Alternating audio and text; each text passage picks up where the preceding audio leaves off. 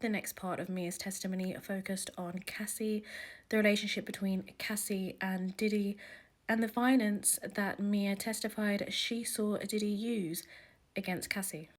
She testified that Diddy was in charge of Cassie's outfits, and Cassie had to get approval from Diddy for her hair and even her nails. Deontay Nash just testified about this same thing, with Cassie requiring approval from Diddy for her outfits. She also testified that Diddy would take away Cassie's car or jewelry in order to punish her.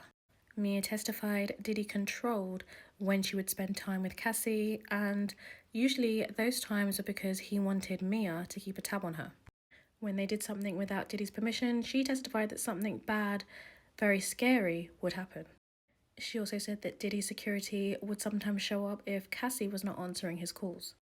Let's get into this part of the testimony in more detail. Who is this? Cassie Ventura. How did you know her? Working for Puff. We became close friends. Still today? Yes. How was their relationship? Highs and lows, unequal. Was there violence in their relationship? Yes.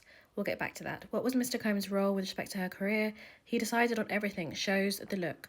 What is this? A mail from Cass to Puff and others. Me.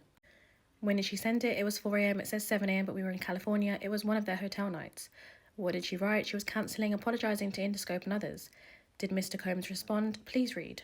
Cass wrote about telling Stephen Hill. What did she mean, do you think? Stephen Hill of BET. Cass wrote, no support, no show. Why did you forward this to Tony Fletcher? I had to keep her informed. She was in charge of booking hotels. Did you ever see Mr. Combs on a movie set? Yes. Everyone would be very nervous. He would insert himself. What was his role with respect to Cassie's appearance? He was in charge of it. Did you have exposure to Cassie's finances? Yes. How? I learned the company paid her credit cards and that the places where she lived were under his company names and her cars. Did he take things away? Yes. Cars and jewelry and support if he couldn't get her on the phone. He'd keep tabs on her through me. Was it part of your job to spend this time with Cassie? Yes, I had to do whatever Puff told me to do. Could you go where you wanted? No, we had to be where Puff told us we could be. And if not, something very scary. The punishment was unpredictable but terrifying.